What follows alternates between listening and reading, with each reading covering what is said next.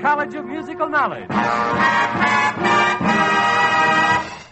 And now, from the Hollywood Canteen in the heart of Hollywood, for the entertainment of Uncle Sam's men and women in uniform, Kyser's College of Musical Knowledge. And tonight's special guest, Bette Davis. And here's the professor himself, Kay Kyser.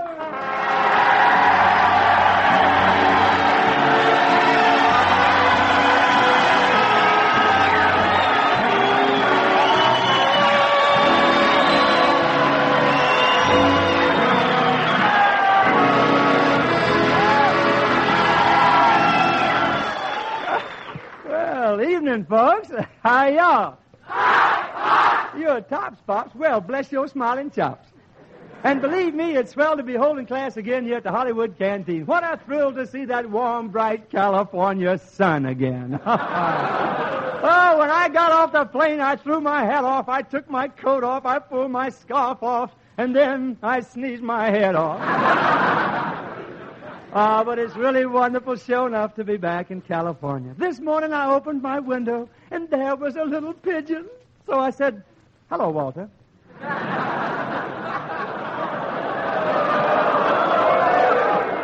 Yes, sir, you know, out here the birds are still in the trees. The mama robin flies to her nest of baby robins, and she feeds them. She places the little worms in their little mouths. And where is the papa robin? He's out pitching woo with some big fat sparrow.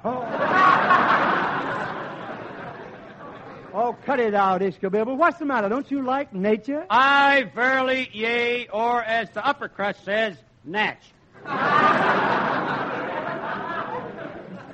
Nature now being in the season of autumn, for it I have writ a bit of a hit. A poem to fit? To wit. Oh, autumn, beautiful autumn, when the farmer hides his plow and the skunk sits high on a windy hill singing, "It all comes back to me now."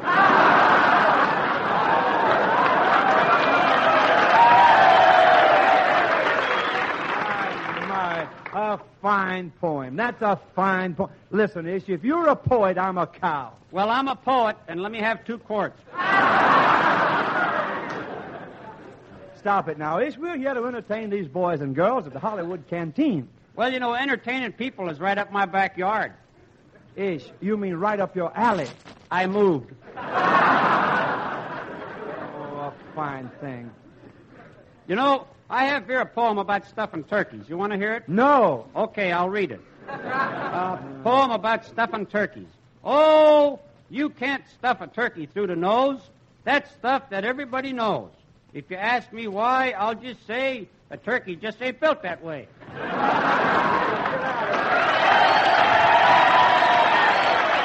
Take him away! Professor, 6 scholars seek our Bond prizes. Will you quiz the quorum with the required queries? Yes, Dean, but before we quip the queries, let's Quaker our oats, let's mazz it with all the dotes. What I mean is, come on, children. Yes, dance.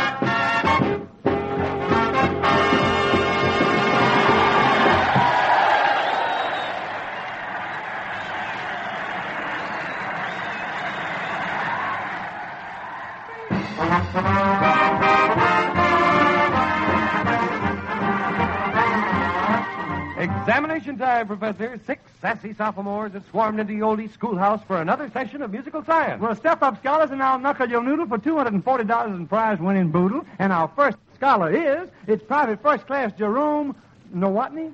Is that right? Mr. Nowotny of New Braun... Where's that? New Braunfels, Texas. New Braunfels, Texas. That's right. Thank you, sir. Yes, sir. Say, Mr. Nowotny, here's your first question. Mr. Nowotny, Joe Shields of Birmingham, Alabama, sends us some common sayings and quotations which contain hidden last names of famous screen stars. Now, see if you can pick out 5. For example, a butcher, a baker, a candlestick maker would be Phil Baker or Kenny Baker. Now, out of these expressions, you pick the first or last names of famous movie stars, right? Ready, willing, and able. Ready, willing, and able. Can you think of one? Students! Walter Abel. Thank you. There's a town crier right there. Yes, sir. Walter Abel is right. Little boy Blue, come blow your horn. Lino Horn, Ben Blue, and Monty Blue, and many others. As humble as the lily of the field. Gracie Fields, W.C. Fields, right. When day is done. When day is done. When day is done. Lorraine Day, Dennis Day, and what about Dunn? Oh, of course, Irene Dunn. Everybody knows Irene Dunn and James Dunn, but nobody knows yet what Mildred's done. Yes, sir, now here we go. Here is Private Barbara Whiting. Now, wait. Auxiliary Territorial Service, Kingston, Jamaica, British West Indies. Well...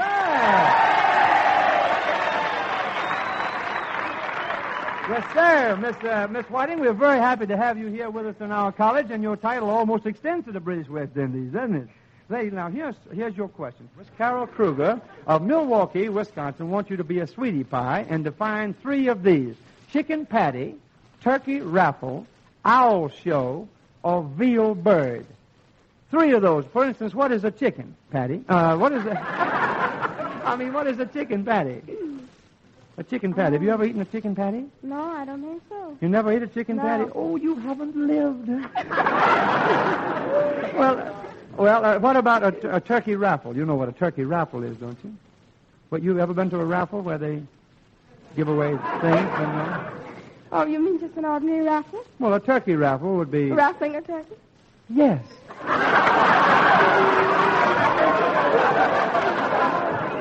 You just couldn't believe it would be that easy, could you? That's right, a turkey raffle. That turkey you eat and the raffle you have for breakfast with syrup over it, you see. Now, what about an owl show? What is an owl show? An owl show. That's where you go and don't give a hoot. Not where you see that owl. No, an owl show. You know, for instance, you've seen the theaters advertise. We have a special late, they call it midnight on Saturday. They have an hour. A very late show? Yes, a very late show. Yes. That's right, the owl show. That's right. Yes, and a veal bird. Do you happen to know what a veal bird is? No, I've never heard of it. Well, I tell you, it's a little unfair to ask you this question, but a veal bird is veal wrapped around a stick and is held in place with bacon, and it looks like a drumstick, and you eat it, and it's, so good. Really. It's delicious. Yes, we had some last night at our house at a buffet supper. You know what a buffet is. That's French for slug it out among yourselves. Thank you very much, dear. That's fine. Here is Sergeant Jimmy Horton from Charlotte, North Carolina. Well, one of the boys. Glad to see you.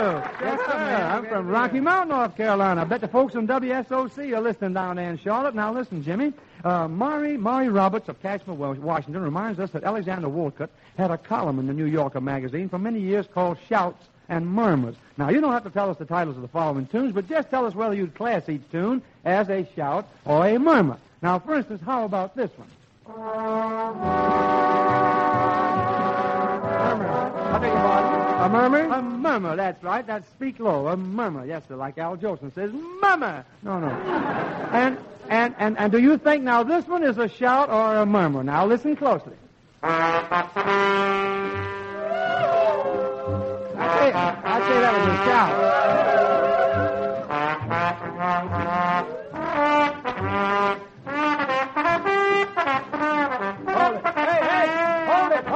Hold it, Valley. say that was a shout. Well, echo in the valley, the shout part was when you make the echo, and the echo might be a murmur, but you're so right. Now, and do you think this is a shout or a murmur?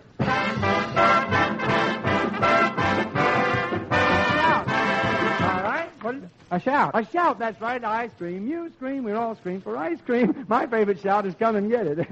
And my favorite murmur is murmur-loy. Well, thank you. That's all, old boy. Isn't that silly? Here we go. Cease, Professor. The first-round scholars are worn to a frazzle. Then have the judges give out with the old razzle-dazzle. Just the old little Joe, take it slow. Ishkabibble brings the news direct from me to use and use. Scotland. Jock McHeater, Scotch commentator, says, there's good news to Nick.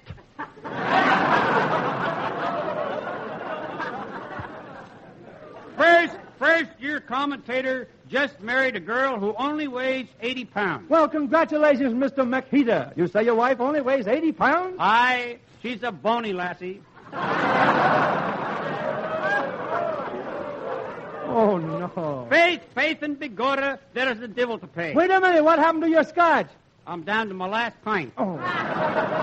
Now for the next gem, news from the world of sport. Right. Ishkabibble signed to fight Joe Louis. Right. It's the night of the big fight. What a night. What a fight, folks. Ishkabibble leaps out of his corner, swinging a left, then a right, then another left. And then Joe Louis comes out of his corner. Louis comes out bobbing and weaving. Ishkabibble comes out crocheting and knitting. He lifts one up from the floor. He lifts another one up from the floor. Now I got both ears back out again. Oh, look out. Oh, Ish is down. The fight is over. Ish, what happened to you? I don't know. I hit him with everything but the kitchen sink. Why don't you hit him with Dad? That's what he used to hit me. Oh, Ish, you look terrible. My, what's that over your upper lip? My lower lip. Yeah!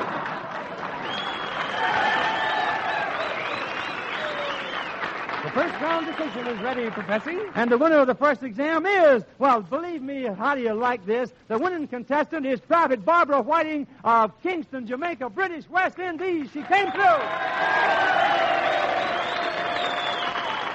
My child, your brain was incandescent. It was a thrill to have you present. Take this $50 victory bond first prize and collapse until our $100 brain buster finals roll around. Your rivals each get 10.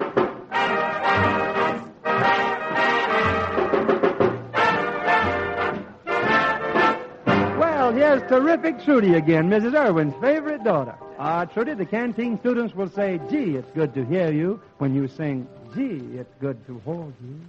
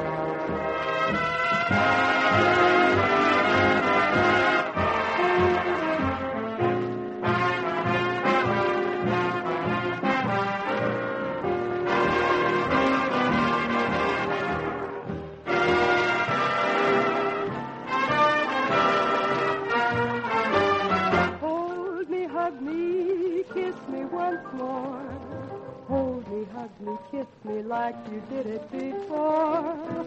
Oh, gee, it's good to hold you in my arms again.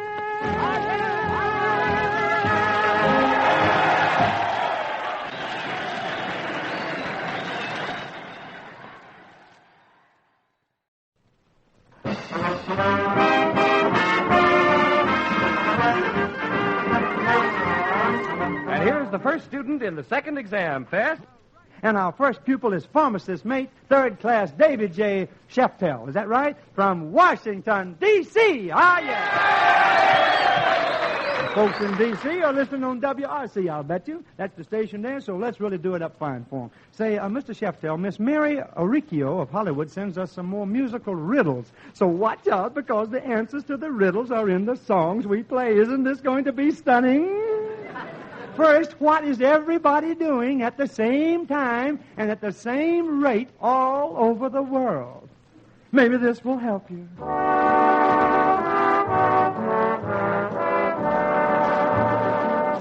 What is everybody doing at the same rate all over the world? I'm growing. The days are growing longer? The days are growing longer. Students! Growing old, darling, I am growing older. Yes, sir. And now, what if... Listen, this is wonderful. When is a girl like a postscript? Well, a girl is like a postscript when her name is...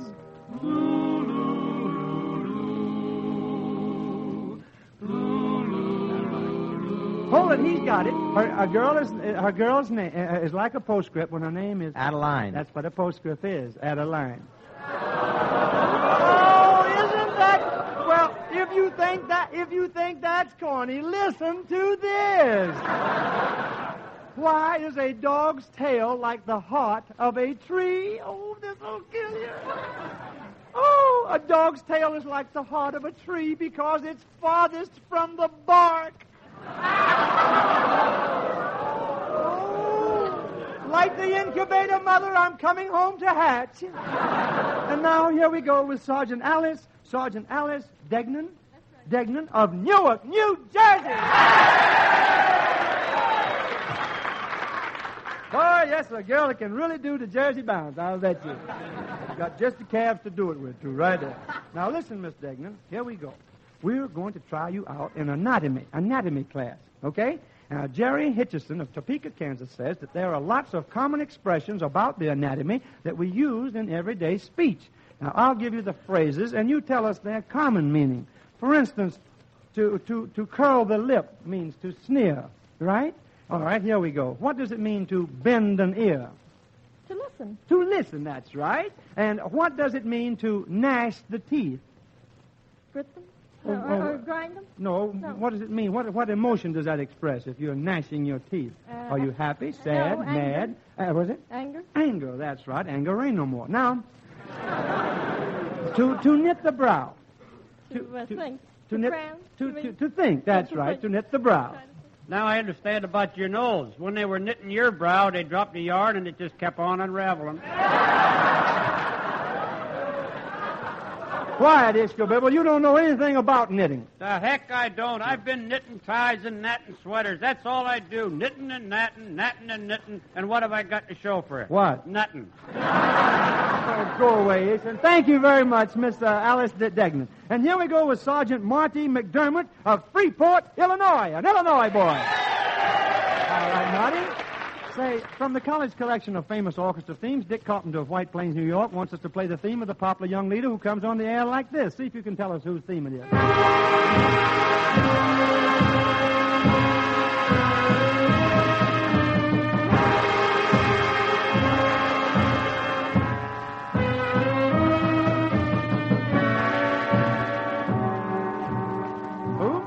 Gene Krupa, no. This orchestra is now at the Palladium here in Hollywood. Stan Kenton? Stan Kenton is so right. He plays the piano. Can you name two other piano-playing orchestra leaders?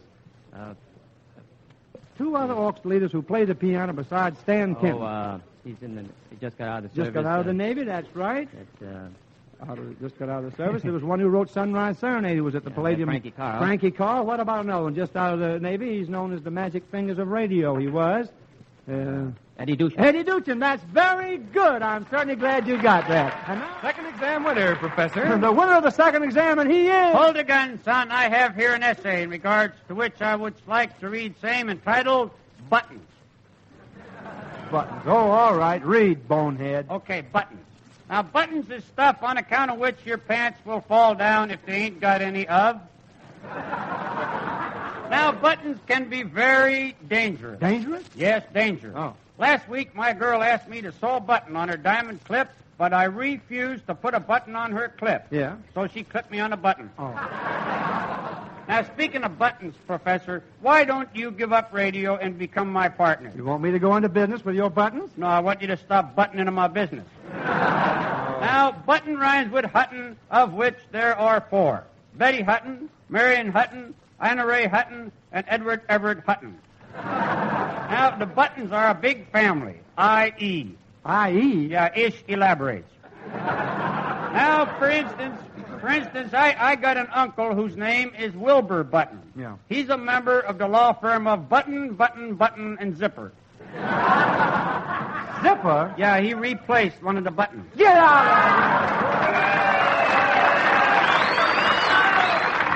Oh, Professor, cease this levity. The judges have solemnly set aside a winner. here! And he's no beginner. His name is... Well, it's her name, Sergeant Alice Degnan from Newark, New Jersey. Oh, yes, sir. Our 2 girls will take a whirl in the finals in just a minute. Oh, my lassie, the questions were up your alley. You didn't dilly, you didn't dally. And the final tally gives you this $50 victory bond first prize. Go forth and swell your chest. And report back soon for our $100 brain buster final. The others each get 10. And right now, Trudy, Michael, and the kids from the college sweet shop join the band. All the things you are.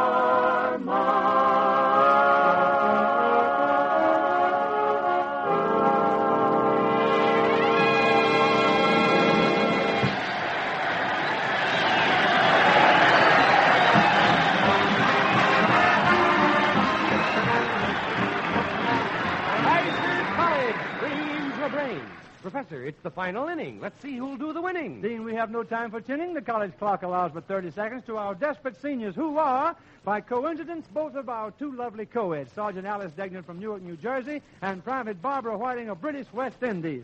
All right, girls, remember, just 30 seconds by the clock to answer our brainbuster question for $100 in cash. The one who answers right first wins. If you both miss, now the money goes over to become a $200 kitty for next week's class.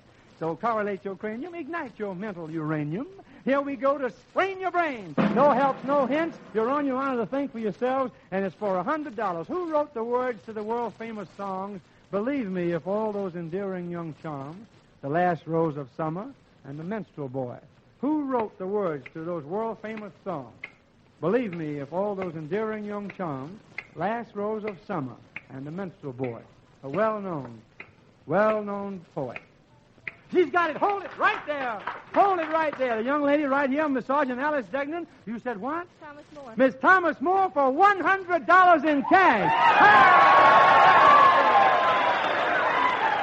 That's really wonderful. We certainly thank you so much. Well, children, school is out until next Wednesday, but be sure to bone up on your offbeats because we'll have lots more musical questions on the old blackboards next week. And until class meets again, our theme tells our whole story. We'll be thinking of you. Thanks a lot for being with us, and so long, everybody.